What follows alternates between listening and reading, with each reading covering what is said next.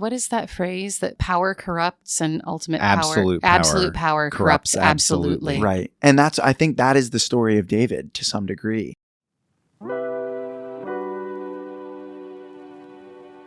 Welcome to Cross Connections, Season 2, Cover to Cover, as we read along with you each week and discuss the Bible from Genesis to Revelation. Cover to Cover is hosted by Rick Morley, Elliot VanHoy, and Natalee Hill. Join us as we discover how these stories connect us to God, to our inner selves, and to one another in a world that tries so hard to disconnect us. Welcome back, folks. Here we are, ready to continue to talk about David, who is to become king. We are in 2 Samuel. We are also in the week right before Holy Week, so blessed almost Holy Week to you. There's not a lot going on around here, so No, we're all just sitting around twiddling our just thumbs. podcasting all day long. But in reality, Holy Week is coming up, so please do join us anytime between April 13th and especially April 20th, which is Easter Sunday. stdavidschurch.org/Easter will give you the full details of all of the many worship services we do, in fact, have going on. But keep up with that reading. Don't keep slack it going. off. We were talking before we went live how we lied to our listeners. Yeah. Because Yeah, we said, easier times are coming and it's going to be a lot less bloody and a lot less Game of Thronesy. And you know what? We lied. It's not so much. It is, yeah. Yeah. I mean, the details seem a little less gory sometimes, but, other times still. Yeah. Definitely a lot of political intrigue. And we're not just eliminating entire tribes right now. It's not Manifest Destiny conquest at this point. Right. But there's a lot of still killing off large groups of people and then every third person or something like that. Yeah. So laying them out on the ground and measuring them or something. Yeah. A lot of it was the Moabites. more personal kind of familial drama. This really does feel like Game of Thrones in that sense. Less the expansive world conquering dragons, but more the political intrigue, fathers, fighting with sons, brothers and sisters, incest. Every time there's no dragons. Every time there's a transition, there's a power vacuum and people try and assert their own power in that time. Right. Yeah. Over and over again. Right. Yeah, there's a lot of who's got the ball kind of thing. Right. Who's in charge now? Right. And that's not going to stop. I mean, anybody who's happened to have continued reading beyond 2 Samuel, maybe you've made it into 1 Kings a little bit. You're just going to find more of this. What I found interesting is in a note somewhere that it's not just that 1 and 2 Samuel are kind of all one scroll, that we continue the scroll into the Kings. And we're still in the Deuteronomistic history. So Right. we're still in this larger narrative of coming into the land, setting up a kingdom, and then the kingdom's going to fall apart. Right. The kingdom's going to split.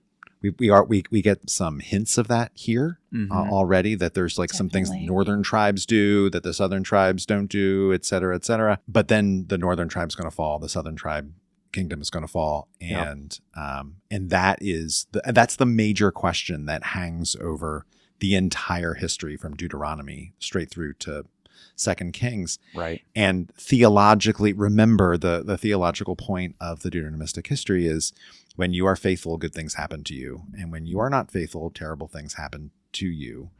And remember also that that's not the only way that things go in the Bible. The Bible is not consistent in that. Jesus will later say the rain falls on the just and the unjust alike, the sun shines on the evil and the good alike. This is not the only answer, but the Deuteronomistic historian says if we just stick to God's ways, everything's going to go fine. Right. And in today's reading in 2 Samuel, we sort of get and we'll get there in a few minutes, but we get the high point of the Deuteronomistic history, because for a while David is on track and he is presented as faithful, and God is faithful right back, and everything's coming up roses until they don't. Right. Until they don't. Yeah. And for this brief moment, it seems, in 2 Samuel, you have the unification of all the Israelite tribes.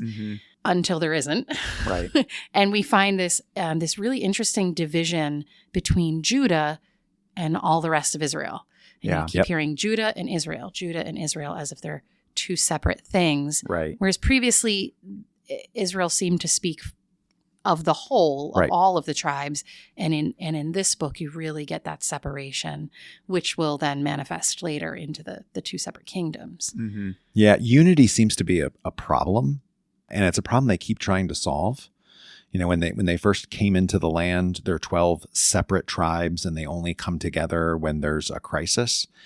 And that problem of unity just keeps showing up.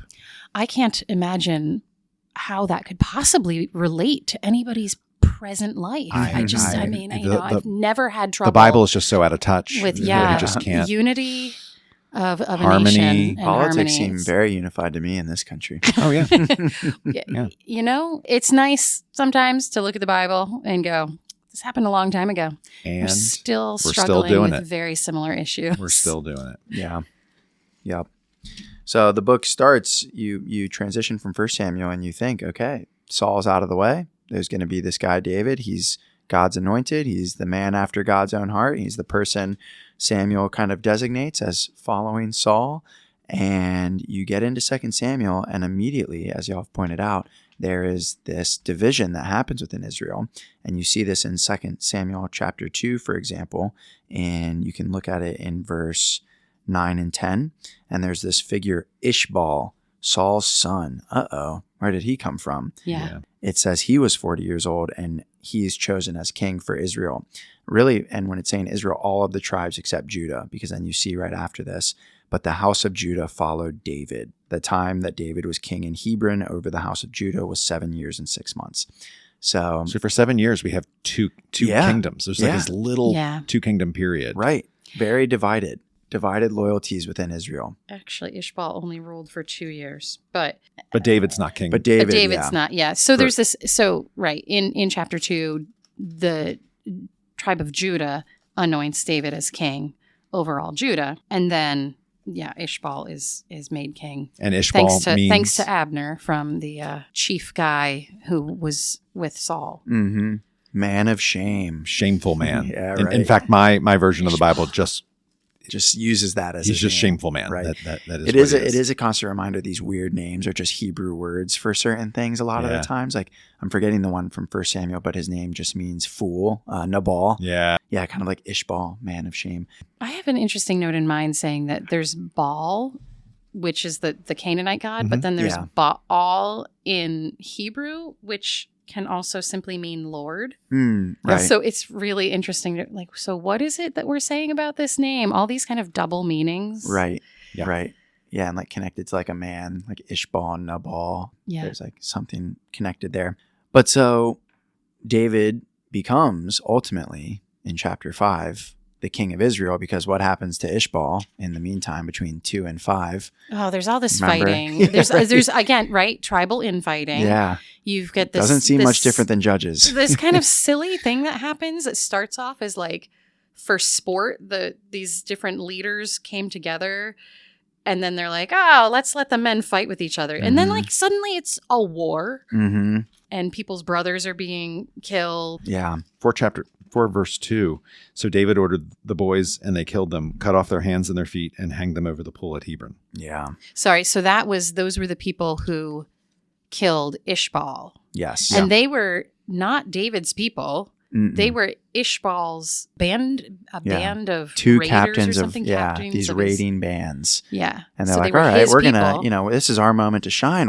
David's looking pretty good lately. And they're like, why don't we go into his room at night, kill him? Great idea. Yeah. Like David's going to be so happy. And they bring him to David. They bring his head, and David's like, it's kind of bizarre. You're like, he's just kind of like, what do you think you're doing? And now you're going to die. And interestingly, he references the moment in the end of 1 Samuel when the man brings David the news of Saul's death. Remember this? The very beginning of 2 Samuel? It's both. It's the end of 1 Samuel. both. And there's actually 2 different accounts and of what he says when he comes to David. But regardless of that fact, if you remember then, David also has that guy killed. So point being, don't bring David any messages that you think he might want to know about. because he's probably going to have you killed. Yeah, don't do David any favors of killing people for him that he did not ask you to kill. No. But no blood on David's hands. Right. Yeah. And, when Abner, who had been Saul's kind of second hand and the one who made sure that Ishbal became king, briefly, he dies. No blood on David's hands. Nope. Mm-hmm. We're going to hear this a lot. Oh, David had nothing to do with any of this. Right. A little bit. Does he protest too much? I don't know. Yeah. There's you get a little of that kind of. Was he Ben high-fiving feeling. behind the scenes because these people are finally eliminated? But in public, if he was advocating for the killing of other leaders, then he would look morally dubious. Yeah. Which, if you remember, I actually said that there is a question among scholars. Yes, 1 Samuel was seemingly one scroll, one unified text, but as we know with many of our books, they have complex compositional histories. And so there is a question among scholars about 1 Samuel's view of David and 2 Samuel's view of David, in that as we transition from 1 Samuel to 2 Samuel, even if it's just a literary transition within this one scroll, there seems to be an increasingly complex view of David as a morally ambiguous character, where, to your point, Natalie, here it's very much like, this isn't quite adding up. Like, all of these bad things are happening, but you are somehow above the fray of these morally dubious decisions. And then we see it all come crashing down. The people who work for me are doing this, but I didn't tell them to. Right. So, if you're in charge, dude. Right. That's how that works. The bull stops somewhere. Yeah. Right. What's the bull? So some scholars see the buck. The buck. Dang it. See vocal flub. Sorry, Rick. That's okay. I'll try to edit that out. We'll cut it out. Just cut it out. I don't think we should. Leave it there. So this is totally neither here nor there, but now that we're on it, I was reading a news article the other day about this executive for Ford that kept a written record of every flub of sayings that someone would use in a meeting. So things like I just did of what did I say? The bull stops here. The bull here. stops here. Like, he would have written that buck down and dated it, said who said it, said what I meant to say. And he has this whole book. And I was like, that is fascinating. It's like this document of the mistakes humans make. Anyway, that just made me think of that story, because that's exactly what he recorded. Now I want to look up where the buck stops here where comes that came from. Yeah. I remember learning in school where it came from, but I can't remember. I also can't recall if it's definitely the buck, as in that's the term we use for $1. Right. Or did it mean a male deer? Right. I can't remember. Anyway. Totally off topic. Right. Ready? Back to politics. Okay. Of David's time. Some scholars think that there's an early Deuteronomistic historian stream that was pro-David and pro-monarchy, that was probably written during the early part of the exile, when there was hope that we'd be able to go back home and we'd be able to reestablish the monarchy. And so we wanted to tell the story in such a way that the monarchy looked good. And so that's where you have this early parts of David where everything's coming up roses and he doesn't have his hands dirty and everything's fine.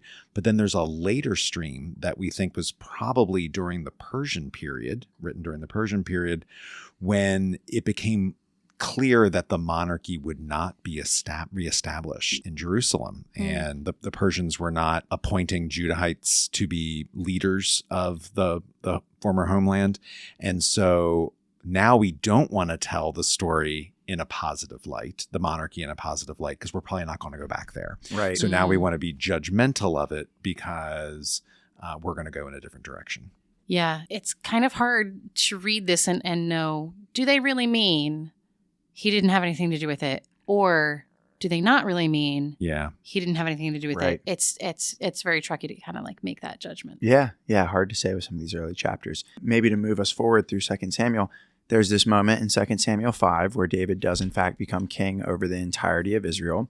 And then I think I wanted to highlight, especially because you brought up the Deuteronomistic history, Rick, 2 Samuel 7, because this is really the key chapter for David and the Deuteronomistic history. It is the highlight. Yeah, of this is the peak. History. This is it. This is the peak. It is a unified monarchy. Israel is unified. There's one king. David's faithful. God's faithful to David. Yep. David's moved to Jerusalem. Very important. And this is where we first hear the term Zion. Mm-hmm. And the city, Jerusalem, becomes known as the city of David.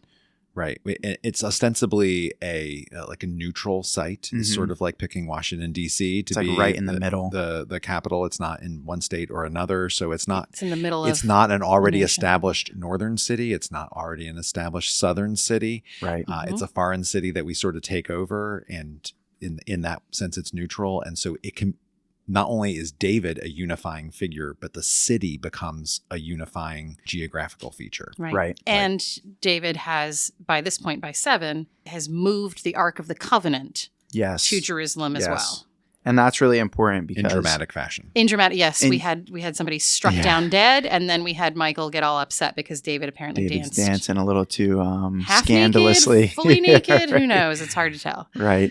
But I think it's really important to emphasize him bringing the ark to Jerusalem because it does two things. One, it's a very pragmatic political move where he's saying, like, this legitimates me as the divinely chosen monarch of this people. I'm the one that has access to the ark and has moved it to this place. But also, and really importantly, it begins the moment of establishing Jerusalem as the city for worship.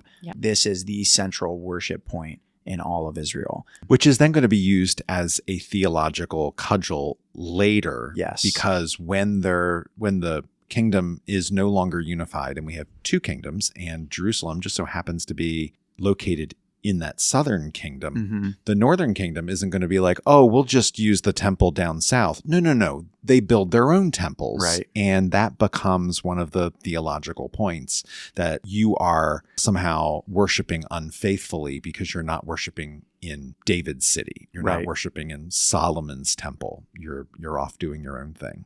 So what more do you want to say about 7? Because there's some beautiful stuff in 7. Yeah, I mean, I think a few things. One, this is typically understood as the Davidic covenant. So just a reminder, we've had a few covenants we've encountered. We've had God's covenant with Abraham. You remember that's the really weird scene in Genesis where they cut these animals in half and a burning torch passes through them. There's Noah's covenant bizarre. with Noah. And there was really Noah before that. That's a good point. Yep. And a lot of people understand that one as even almost a general covenant, not only with Noah, but humanity, right? Where there's the sign of the covenant is the rainbow, God making this promise not to destroy humanity ever again. There's the Mosaic covenant, and this is the reception of the law, the Torah, instruction. So God's covenant with the people of Israel. And then really this is the next major covenant within these Hebrew Old Testament scriptures.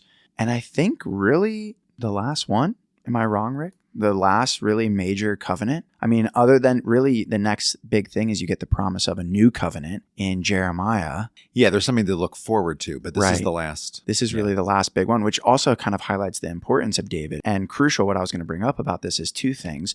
One, God's promise is, and this is interesting because we talked about the language of Son of God in the New Testament for Jesus. God's promise to David in 2 Samuel 7:14 is, I will be a father to him and he shall be a son to me. And so literally David is understood as a son of God, which again really highlights David's importance and the not only religious but political implications of this covenant. And then the understanding of Jesus as from the house of David, a son of God, a Messiah, which we talked about is just a word for king, an anointed one. And then the other one is, you see it throughout, but you can look at it right at the last verse of chapter 7. This blessing shall be with your house, and it shall be blessed forever. And so I think some of the language in this chapter is also maybe the language of eternal is used. I'm scanning the chapter for it, but very much this idea that God, with this promise to David, is saying, like, I will be with your house forever. Your house is the chosen house. And so again, highlights the centrality of David to the history of Israel. But then as Christians and as the New Testament writers read this, when there is not, as Rick mentioned, a return to the monarchy after exile, the hope in Israel for a Messiah is a return of the house of David, because God has promised, this will be my commitment to you forever. We are looking for this thing to return. We are looking It's for been this taken thing away to from return. us. And so really even now, I mean, I'm no expert on the ways contemporary Jews understand the Messiah today, but you know, my basic understanding is this is still the hope, right? Like 2 Samuel 7 is still the hope because God has made this promise to us as a people. What I thought was interesting too about this 2 Samuel 7 passage. So part of what's happened here is that Nathan's come and brought word. Nathan, the prophet, has come and brought word to David. David wants to build a house for the Lord. And God is saying, you are not going to, who are you to build me a house? Right. I shall build you a house Yeah. and a kingdom and establish it forever. So it's an interesting little reversal here of like, you don't need to build me a house. I don't need a house. You need a house and I will establish. So there's like a little, keep your power in check there, David. Right. But the description here of this whole somebody else is going to build a house thing, it refers to Solomon who will build that temple. Yep. But being a Christian myself, I immediately read, I'm like, gosh, this sounds like it's talking about Jesus. Except that Jesus doesn't have to be disciplined, but Right. I do love the verse 2 in the 7th chapter. Please look, I'm living in a cedar house, but God's ark is living inside a tent. Like there's a moment of like recognition. Like I got a palace. Yeah. You know, it's made of the finest cedar from Hiram, but God's presence is in a tent. So we got to rectify this. And God basically says, okay, but you're not going to do this. Right. yeah. Nice thought, Yeah. but later. Yeah. That is a great point. And it does seem a little like God is saying, well, I don't really need it. It'll happen, but I don't need it. Yeah, that is an interesting point to think about. Why does he reject that at this point? Why does God reject that? Yeah, right. Like because God doesn't need a box. Right. We need a box for God. Yeah, but we're like 20 chapters from getting when a Solomon's temple. going to do it. It's true. Yeah. It's true. It's coming. It's coming quick, and it's going Right. to become the theological centerpiece of the later books of history. But I think it's a framework to make it clear that humans need the temple for God. God does not need the temple. Right. Yeah, that is definitely an interesting theological way to read it. I was Anyways, thinking of it that's in a much more just basic sense of like, this is probably just a way to explain theologically why David didn't build the temple and Solomon did. Well, and I'm sure that's that's what just the like writers intended, but you know, it's that's my just a theological reading later. I like your theological reading though, like in the text of, just sticking with the story and saying, oh, this is how we can understand it. I don't want to distract us, but we talked about this before we got on, and this may be a good time to do it. Speaking about the temple and David and Solomon, were any of these people real? Yes. I wanted to talk about archaeology. Yeah. I mean, have we gotten to the point where any of this is archaeologically evidenced? So there's not a lot of archaeological evidence for David, except in 1993, which is really 1993. Wow. gracious. Not long ago. I was a freshman in college. There was a discovery 8th grade. of what's called the Tel Dan Stele. No, 6th grade. Which the Tel Dan Stele? Tel Dan Stele. So it's a Stele. Sounds like Steely Dan. Yeah.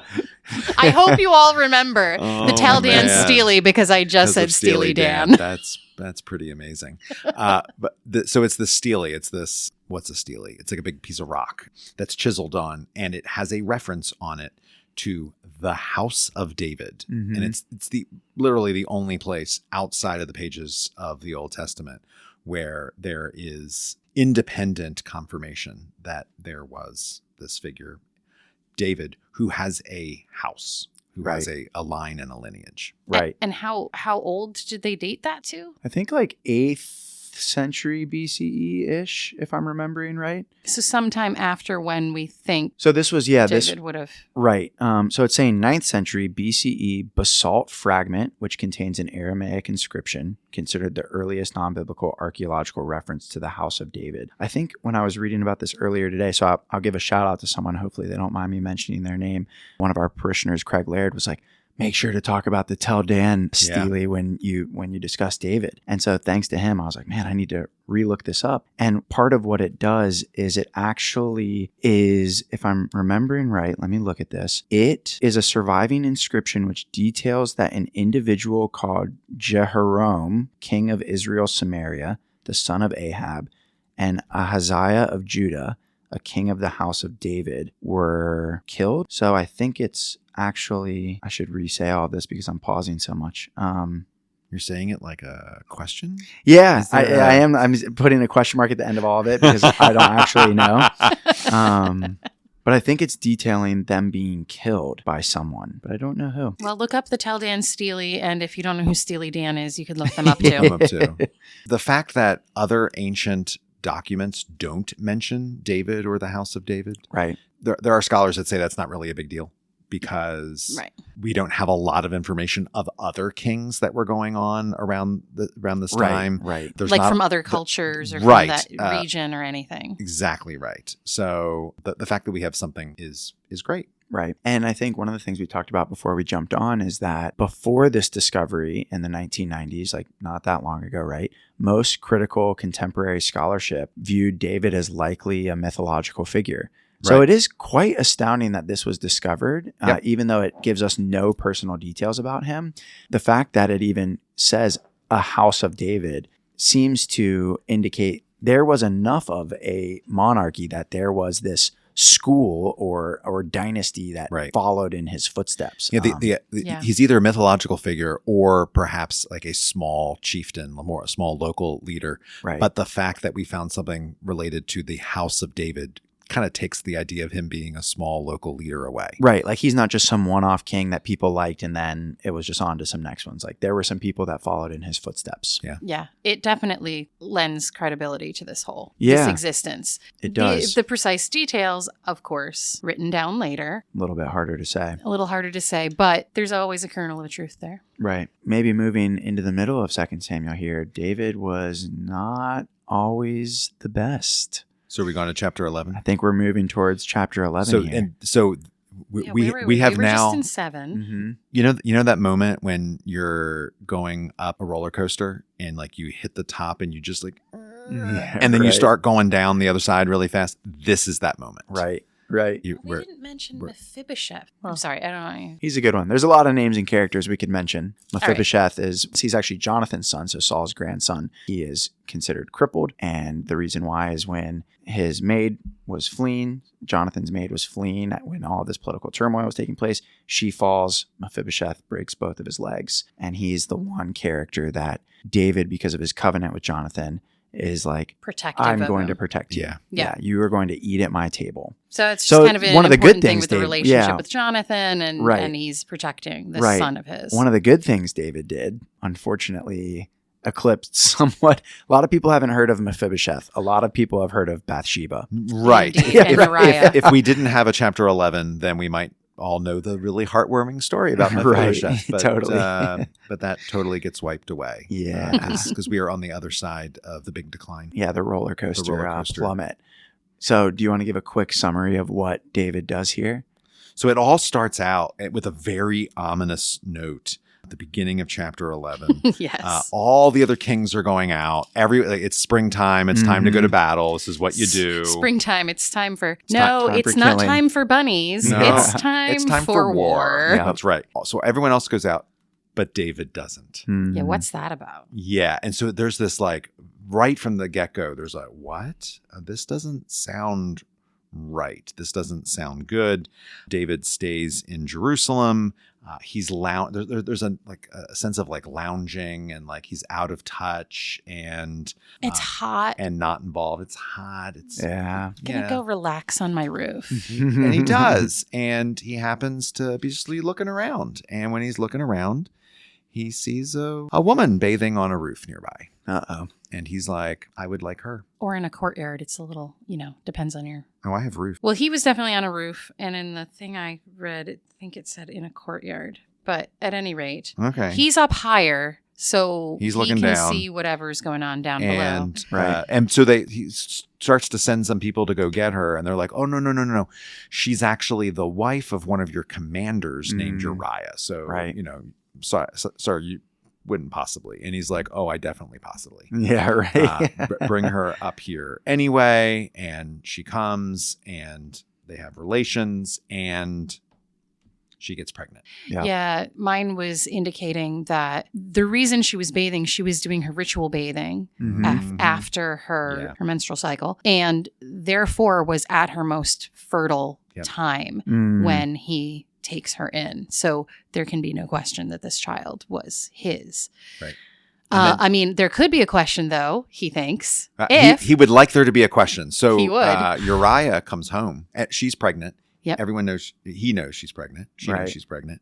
Uriah comes home and David is brought home. He sends for Uriah. Yeah. Bring him back here. And he's like, He gets him drunk. He's like, you go home and have a good time. Right. Right? Like, because I would really like you to have a good time so that when this child comes, you think it's yours. But soldiers in that time, warriors, did not have sex while they were soldiering. You did not go on the battlefield impure. Right. And so we have Uriah will not go home because he won't violate that. So we have David who's and like... it's not fair to the other warriors who didn't get brought home. And that's even what he says, right? Enjoy that. Yeah. Right. And he does this twice. He denies going home. Right. David's really working hard. Uriah's like at this point more righteous than David. So David's presented as a guy who's like, he's not willing to go into the battlefield, and Uriah's doing the right thing. Right. Yeah. Right. Like Uriah's the stand-up guy. And then David feels like he has no other recourse besides telling the truth. Yeah, right. Besides that, I mean, hey, the truth. No other recourse but to have Uriah killed. Yeah. And so he constructs this thing with his military generals to send Uriah into a terrible part of the battle and then pull back around him so he is killed, and he is. Right. And it's worth mentioning that throughout this story in chapter 11, Uriah is referred to as Uriah the Hittite. So interestingly enough, he is likely not a native Israelite. He is likely one of these resident aliens that we've read about in Leviticus and elsewhere. And so if we go back to those passages, as we've discussed many times, this is one of the people in particular that is meant to be cared for. And so not only do we have this example of David acting unrighteously and Uriah acting righteously, we have this person acting righteously who is not even a native Israelite. Right. And we have this king who is especially charged with taking care of the widows, the orphans, the resident aliens, killing a resident alien. Yep. So Because of his own shenanigans. Yeah. Yeah. Not good for David. And so it says at the end of 11, chapter 12, the Lord was displeased, to put it lightly. The thing that David did was bad in Yahweh's eyes. Right. Yeah. Yeah. My translation says this displeased the Lord. And so the Lord sends Nathan to David, this prophet, and Nathan gives him a little fun story. Yeah. Yeah. It's a sweet little story about this man who had one darling little lamb that he loved so dearly, and this other wealthy guy in town who had all of the sheep and lambs he could possibly have. So rich dude in town's got everything. This other person over here's just got one baby lamb. Yep. It's like a Hallmark movie. It's like a Hallmark movie. Is. And the rich dude, some visitor comes. And of course, when a visitor comes, you treat them the way you're supposed to. Levitical law, you bring them in and you give them a great big celebration, a feast. But the rich guy doesn't want to give up anything of his. Mm-hmm. So he takes the little baby lamb from this guy who has naught but the one. And slaughters that one for his feast. And David hears this, and he is outraged. Outraged. This is an absolute outrage. Clearly unjust for the rich to take from the poor when they could just use their own wealth. Right. Yep. And David gets that. Yeah. And David says, bring this man to me. He's going to die. He deserves to die. Yep. That's the exact word at the end of the story. He deserves to die. And with that, David takes the bait. David takes the bait. And He Nathan says, hook, line, and sinker. One of the best lines, Nathan says, "You are the man." You are the man. Oof. Whoa. Oh. Ouch. Yeah. I mean, David was and avoiding. Immediately realizes how he is definitely the man. He was avoiding the truth. I mean, he had Uriah killed because he didn't want to speak the truth. Yeah. Yeah. And here, the truth is out. Because God knows the truth, and Nathan knows the truth. Right. And it's all over. And at least he has the awareness that this was wrong. Right. You know what I mean? Like some people just don't get at all that what happened was wrong. It's like, that's fine. That guy could do whatever the heck he wanted. Like he has the moral compass to realize that what he's done was that what the theoretical person had done was wrong, and thereby what he had done was wrong. Right. And he pretty quickly comes around to saying, I was wrong. Mm-hmm. Yeah. He goes very quickly. He goes straight to repentance. In other parts of scripture, when someone is confronted for their sins, they're like, oh, I don't know what you're talking about. Trying to step around this it. woman who you gave me is the one who made me eat this apple. Right. Right. But David's like, nope, it's me. You're right. It's me. Hi. I'm the problem. It's me. Yeah. He did realize, which this is really the beginning of the start of the spiral of 2 Samuel, where David's life will now kind of be a continual, messy result, a rippling effect of this sin. Because that is the message of the Deuteronomistic history. Right. Remember, like if you that do sin well, has these ripple effects. You will be blessed. If you are act unfaithful, then you will lose my favor. Right. And so David has done this thing, has acted unfaithfully, and now his life and his reign is affected by these ripples. Right. Absolutely. Nathan declares the punishment, both the death of the son from this adulteress. Right. We'll get to incest later. Well, yeah, we get to incest soon. Things to look forward to. Yeah, seriously. Yes, this adulterous incident. So that child will die by illness, as it turns out. But then also his sons end up having their issues, and people come and take over his concubines. Well, I think it's highly significant literarily that it is the next chapter, 13, where we don't know how long it has been. All it says is some time has passed. Perceivably quite a long time. David's sons have now grown up to a likely mature age, and we have these two sons, Amnon and Absalom, and this daughter, Tamar. These are all children of David. And R-rated warning here for anyone listening. Can we just make sure we finish out chapter 12? Oh, sure. Because in chapter 12, after the child that he's had with Bathsheba dies, and he's done his grieving, he goes to Bathsheba again, and she bears him another son. And his name is Solomon. Right. And he will become very important. Right. Also important is that they name him, he's named Solomon by his family, but the Lord loved Solomon and sent a message by the prophet Nathan, so that he named him Jedediah, meaning beloved of the Lord. Right. So just wanted to make sure we tagged great that to pick that before. up. We also get in verse 29 of chapter 12. So David gathered the entire company and went to Rabbah, battled against it, and captured it. So we have David back on the battlefield. Remember, this whole thing started from everyone else has gone to battle, and I'm watching Netflix. I'm hanging out. But now David is fully engaged again. I mean, Joab kind of calls him back and is like, look, I've done all this fighting on your behalf. If you don't come here and finish this, I'm going to call it my victory, not yours. So you better get out here. Right. That helped. Yeah, right. That helped. Yes. Speaking of morally ambiguous characters, Joab is certainly one throughout 2 Samuel. But we get to 13, right? So where we left off, and R-rated warning here, there is this scene of incest where, long story short, David's first son, this is his first son, Amnon. Absalom is his third son. I don't think we have a name for David's second son. There is all of this political intrigue. There's this desire for incest, and Amnon basically rapes his sister, Tamar, who is ostensibly his half-sister. He's Absalom's full sister. And so this happens. He concocts this plan. He pretends he's ill in bed, and he says, bring her to me so she can make food, and does this horrendous evil. And it results in really this complete breakdown of David's legacy and family. And Absalom wants to kill Amnon, but it takes a few years, and then he does finally kill him, and then he gets exiled. So he goes off for a while. So really, this is the beginning of the spiraling out. And to jump ahead, when he does finally come back, there's another kind of interesting story, like the one with Nathan confronting David, where this woman comes to David and tells this kind of also parable type story, and he brings Absalom back. And what is the first thing Absalom does? Tries to take over his father's kingdom. Yeah, pretty much. So it's and that actually sheds light a little bit on 13 of Absalom's desire to kill Amnon. I think we can read it in such a way that's like, oh, Absalom's such a good guy. He wants to do justice for his sister. But when we remember that Amnon is David's first son, there is perhaps also this ulterior motive in which Absalom wants to kill Amnon to be the first in line to the throne. And so there's actually, between the lines, some scholars will say, a question of how much did Absalom himself know about the rape of Tamar and this plan that was concocted? Because if you pay close attention, it happens in coordination with their cousin as well. I'm forgetting his name. So a few points of...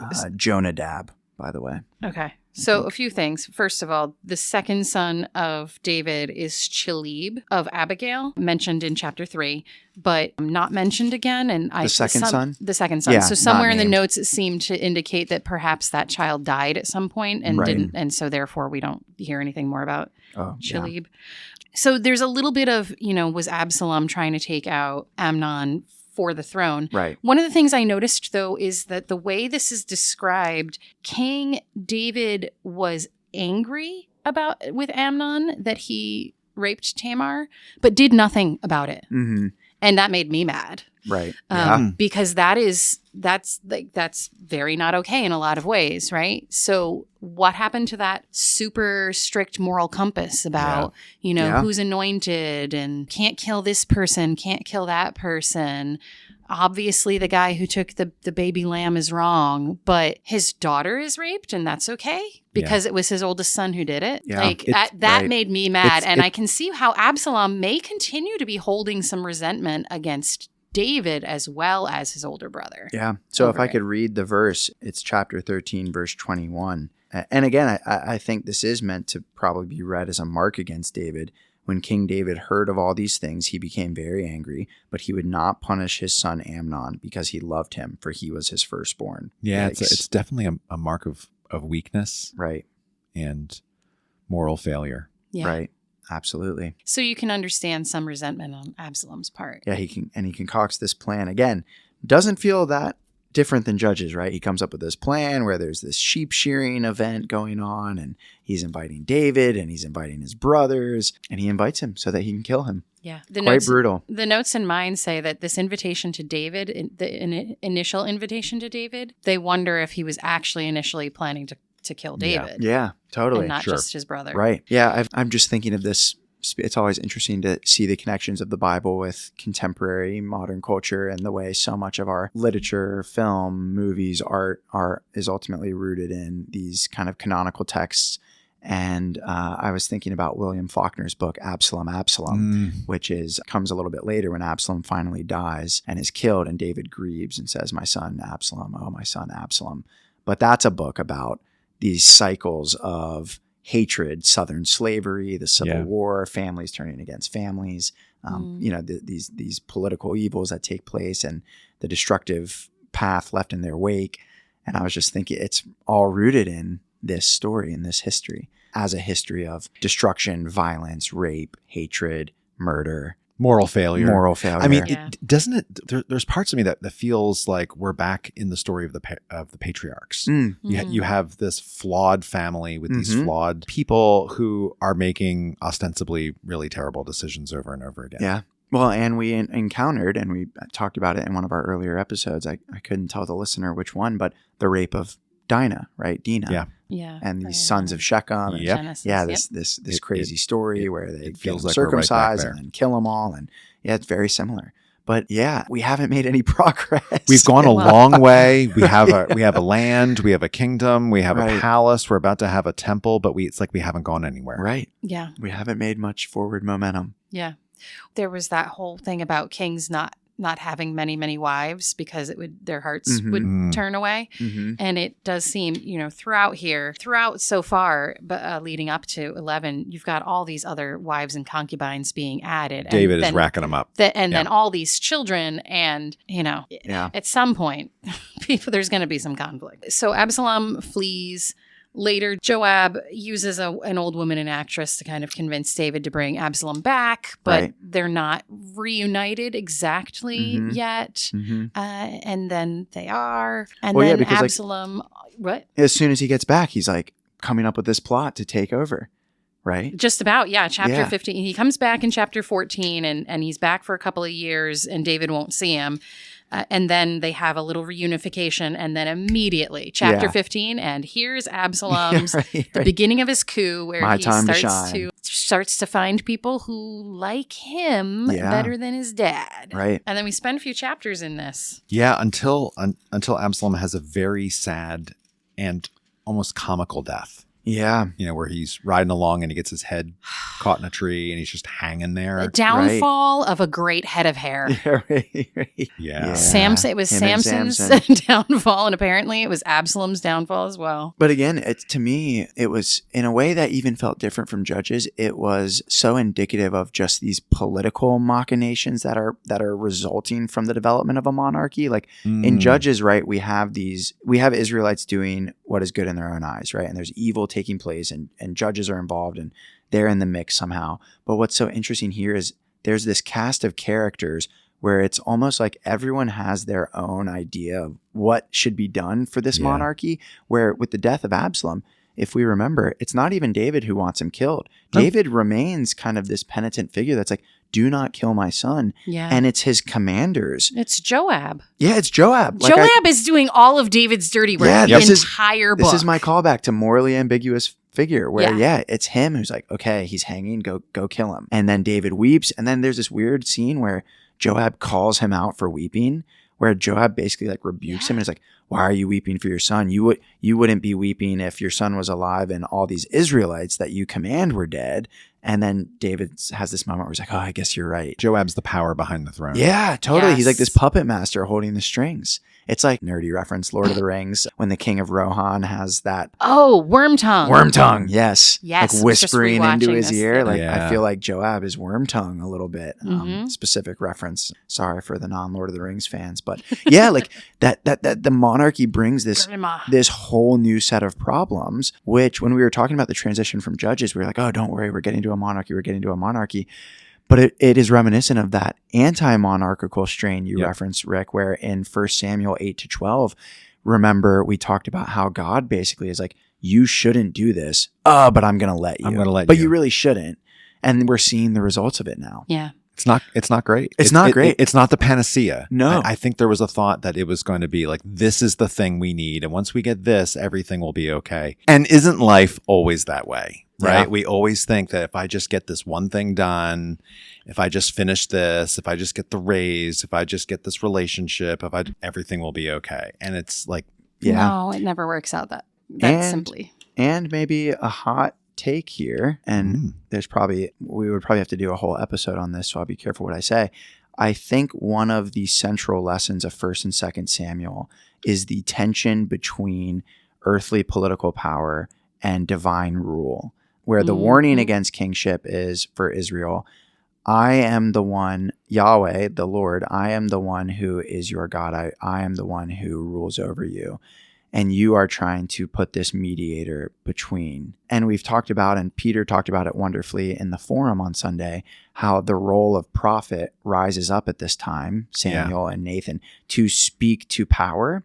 Yep. And that there's this tension within ancient Israel between the prophetic office and the kingly office. And it's like this checks and balances. And what we see here is that kingly office is not pure, and it continually has these moral failings and these sins that ripple outwards. And it's almost like Yahweh is saying, like, see, like I told you so. This is what happens. And this is the point of the Deuteronomistic history. And I think there are extrapolations and relevance for us today. 100%. Well, they what is that phrase that power corrupts and ultimate absolute power corrupts absolutely. Right. And I think that is the story of David to some degree, as this person with absolute power. And that's the story Nathan tells about the rich man and the poor man. Yeah. David is the rich man who steals and murders and kills because this kingly power has gone to his head.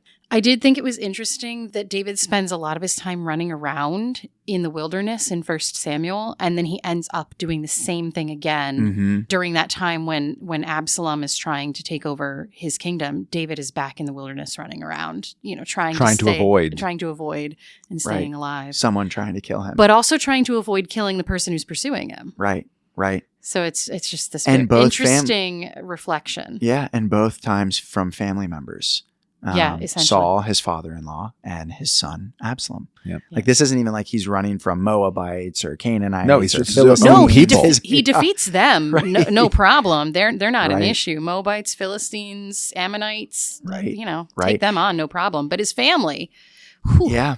And we can talk about more, but maybe to just move us towards the end of this episode and also to move us to the end of 2 Samuel, the book ends with David messing up again by taking this census of Israel. And what is that about? it's very bizarre. Right. So we get to chapter 21, and it's, first of all, you think you're following like a steady narrative, and then you hit chapter 21, and it's like, oh, some other writer showed up. Right. Or they couldn't figure out how to integrate this famine story into the rest of the narrative, and so they just slapped it on the end. Yeah. Yeah, it's a bit bizarre compositionally. Right. And then you get this big long poem by David. It's lovely. With, but, with storm god imagery. Yeah. I was like, oh, this is very Thor, Zeus. Smoke went up from his nostrils. Yep. Describing Yahweh. Yep. That's chapter 22 for you. Yeah. And then you get to chapter 23. And, we skipped over Sheba, but yeah, somebody else tried to take the throne after Absalom tried to take the throne. Yep. But he died, as happens. You get chapter 23, you get the last words of David, except he hasn't died yet. And he's not going to die until the next book. Right. And then you get a bunch of names of honored warriors, and then you have including Uriah. Uriah. Yes, Uriah is one of the back. honored warriors here. And then you get a census. Why does a census tick off the Lord? I couldn't tell you. I truly couldn't tell you, Natalie. I didn't look into this. I just read it and was like, that's interesting that this really bothered God. But to me, that Rick looks like he's about to say something. But to me, the one thing I'll say is the point, again, is even by the end, it is emphasizing David's failure, not his success. Yeah. Well, and then he has to choose. At this point now, it's Gad who is the prophet who's come over to. Right. And Gad, we've seen him before. But so Gad's the prophet who comes to David and says, well, you ticked off God. Now you get to choose from, you have three. Door number one, multiple choice question. What would you like your punishment to be? Door number one is famine. Door number two is, I can't remember. And door number three is plague. Yeah. So I think the problem with the census is that the purpose of the census was to basically see how many soldiers we can muster. Taxation. And taxation. Yeah, conscription and taxation. But we have to count our soldiers to see, are we militarily viable? Right. Instead of a reliance on God. Right. Yes, and so we're back to like the reliance on the human rather than the divine. There's a couple places in the Psalms where it says like we put not our trust in horses. Right. Because we know God's on our side. And David doesn't quite trust here that God's really on his side. And so how many people do I got? Yeah. Oh, here it is. 24:13. He got to choose from 3 years of famine, 3 months of fleeing before your foes. I mean, he's used to that. Yeah. Or 3 days of pestilence. And he ends up with the 3 days of pestilence. But a lot of 70,000 people die until until the Lord stays the angel of the Lord's hand. Right. The one shining bit in here is that David is thoroughly aware of his failure. Right. And he's, in the words of the story, repentant for it. So in verse 10, David says to Yahweh, I have acted very wrongly in what I've done. In verse 17, here, I'm the one who did wrong. I'm the one who went astray. Yeah. He's not like, oh, I didn't know, or somebody else told me, or it was Joab, or, Right. No, I did this. I was wrong. I'm owning my own failure. Yeah. What's also really interesting is that unlike when Nathan came to him with the story of the man with the lamb, Gad came after David realized. David's already realizing in 10, and it's not until the next day when Gad shows up with God's message. Yep. Right. So because there's a little bit of a progress there. Realizing his mistake before somebody comes and tells him via God. Well, isn't there an angel that comes? Am I misremembering this? Well, there's the angel of the Lord who gives the pestilence. Oh, okay. Yeah, so he just realizes, huh? Yeah. Yeah. Yeah. It says he was stricken to the heart. So there was this moment of realization. Yeah, that is true. Throughout, David never seems to struggle with pride in the sense of when he does something wrong, there's this like bootstrapping, like, oh, it wasn't wrong. He's always like, no, it was wrong. He owns it. Oh, yeah. There's no denial. There's no gaslighting people. Right. It's just. So that kind of remains his one silver lining, I suppose. Yeah. Is he remains a repentant person. Yeah. And he did try to remain faithful to the Lord in many of his dealings. Right. And bring the people together and there's whatnot, there's this great mistakes. line in that story that we didn't say, which happens in verse 14. And it's David speaking to Gad. And he says, I am in great distress. Let us fall into the hand of the Lord, for his mercy is great. And that's a good line, you know. Yeah. Kind of when you really think about it in context, pretty wild for him to say at this point in his life. Don't think if I had lived the life of David and made it this far, I would have been thinking to myself, the mercy of the Lord is great. Killed my son that I had with Bathsheba. Multiple other sons dead, Amnon dead, Absalom dead, Tamar has been raped. I've lost the throne. I've been in the wilderness. I've come back. I've still messed up. The mercy of the Lord is great. And if you look at this from the perspective of the Deuteronomistic history, and the people writing this are assumably in exile, what they're saying is, we did wrong. Yeah, and it's not too late. Right. And the hand of the Lord is merciful. Right. Right. Like God is still faithful, even though these terrible things have happened. Right. I really think this is a cry, not just from David, but from centuries afterwards, from the shores of Babylon, when people are suffering there, and they're asking why, and they're saying, "Oh, like we had a hand in this. Right. This was us. We can't blame it on anybody else other than ourselves." And God is still able to be faithful somehow. Yeah. Well, and the other thing we get out of David is the best hits of the Psalms. Yeah. That's true. That's very true. Prolific poet / songwriter, that man.